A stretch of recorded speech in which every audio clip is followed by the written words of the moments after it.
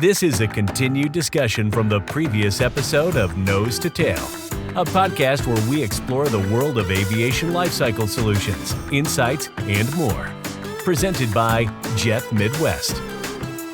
So you and I also discussed earlier, women in aviation, and it sounds like it's a topic that's near and dear to your heart as an entrepreneur and business owner. Yes, it is. In an aviation world that is, I don't know what percentage is male, but it's a lot. Isn't it 99.9? I thought it was. I'm unsure. I can tell you that at Jet Midwest, I'm very proud of the fact that, especially our leadership team, not only do we have a large, almost 50-50, it fluctuates by hires, but almost half of our leadership team are female, and we didn't do it because of that. We just picked the best people for the jobs, and it just kind of naturally happened. And they seem to be excelling in everything that they're doing for the company, and so it's been amazing. Women in aviation has been a big topic for a long time. Maybe you can give us your feedback on what some of these young ladies that are in the marketplace or people watching the podcast, what does that mean to you? And then what advice maybe you can give to them about how they can further their career and they can take control of that dream to either be a business owner or be an executive? I love being a woman, number one. I love being a woman, and I can tell you it's not an easy task. God himself, who doesn't make mistakes, made us, and I think the idea was not only to beautify this earth, but to nurture it. And I think our nature is to be nurturers. And I think when it applies to this industry being led by safety, who's safer than in their mother's arms, right? We as women, we know safety. We understand safety. Everything we do is always cover the corners. Here comes a baby running. And if you can project that into owning a business where safety is life or death, where it truly matters, and understanding the responsibility, I think women are excellent in aviation sometimes because of that sheer reason. This is about being cautious. This is about slow down to speed up. This is about let's not be so hungry, either for the financial benefit or for conquering the world. Let's just do it one window correctly at a time. Slow down to speed up. And it's challenging. I've gone through some sour moments that don't care to bring up now just because it's untasteful and it's ugly, it's demeaning. There's people in the industry that believe that because a woman is young or might be in a position of need, can be taken advantage of in more than one way. And it's a wrong approach. It's definitely not the way to go. Women are such intelligent, powerful individuals, not to be taken for granted at all. The power a woman can have in this industry is completely unlimited. And sometimes it goes unnoticed.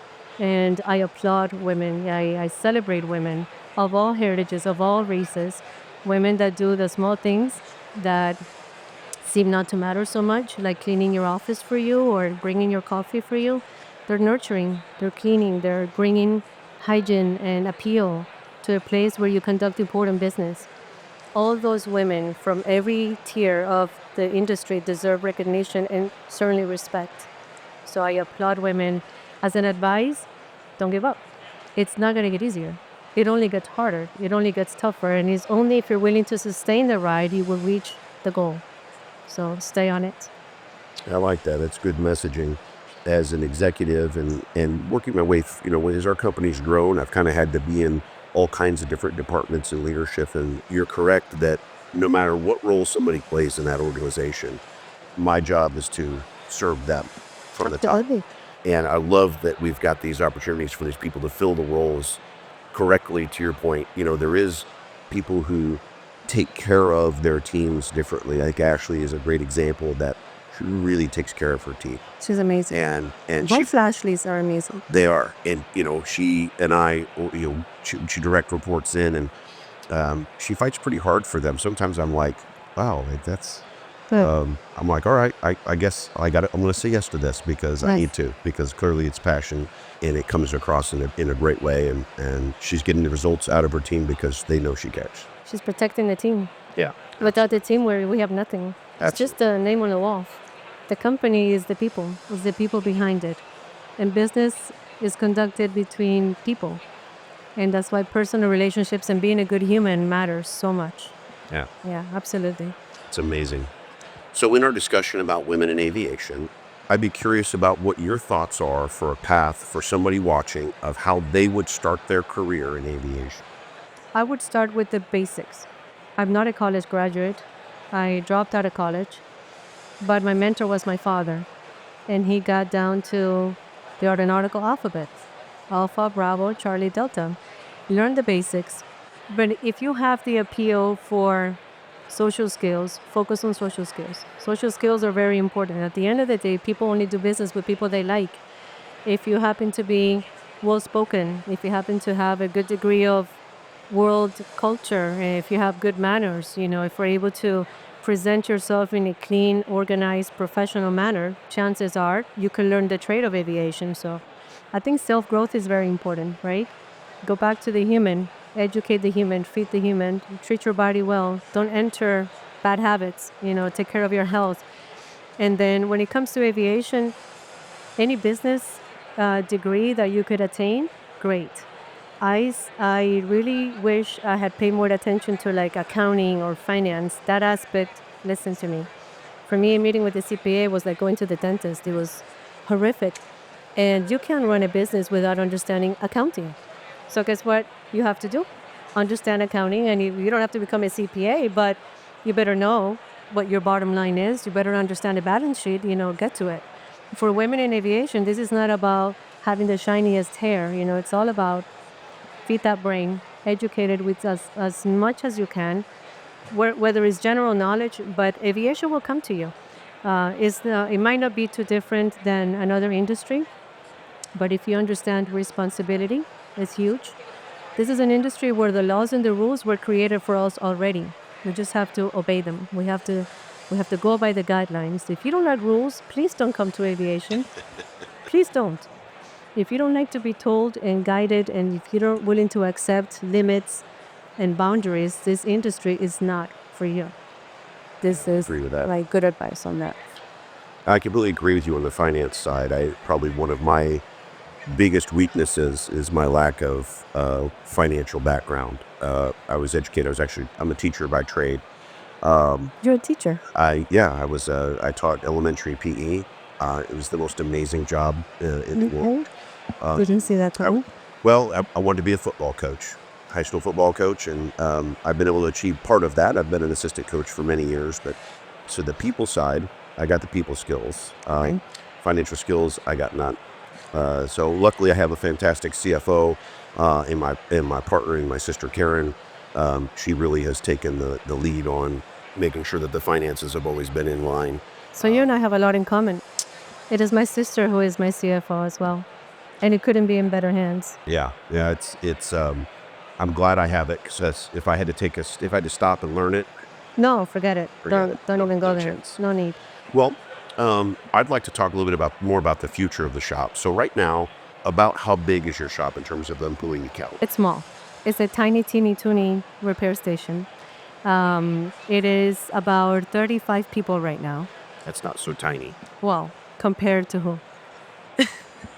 You can get plenty of things done You can. with a very And good we crew of have. 35. Yeah, we have.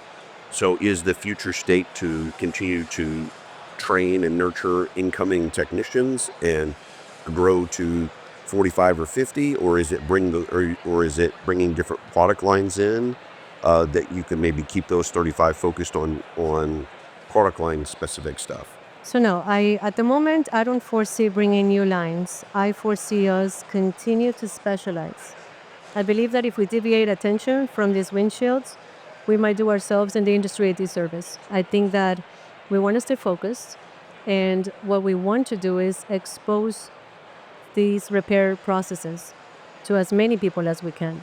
Bring them out into the light so that more people can benefit. We ourselves internally are preparing for training, technical training, and administrative growth and other roles can organically happen as they come. But the technical aspect of it, which is the heart of the company, that really has to be passed down from us as owners, from our leaders, down to the technicians that actually carry the work in their hands onto the product. So I foresee in the next 5 years these repairs being in as many our tag being in as many airlines as we possibly can reach. And I also foresee the possibility of creating a new brand of windows. That sounds fun. Wouldn't that be fun? Yeah, and I think it's ambitious, and I don't think Very, that's going to be any very problem for ambitious. you to tackle. I'm very respectful of people that have been here way longer, of people that have very good knowledge, and so it's with a degree of humility that I say it, but also hungry to accomplish our dream. And like I said, only in America, it's absolutely possible. If we're going to do it, we're going to do it here. I love that. Yes. So I like to ask all of my guests what their favorite aircraft is and why. So I would be curious whether it's something you'd like to work on or something you like to fly in. I'd be curious what your answer is. My favorite aircraft happens to be the Hercules, the C-130. It was the aircraft, it's a bit of nostalgia, right? Because it was the aircraft that gave me the opportunity to support my father's company when we started.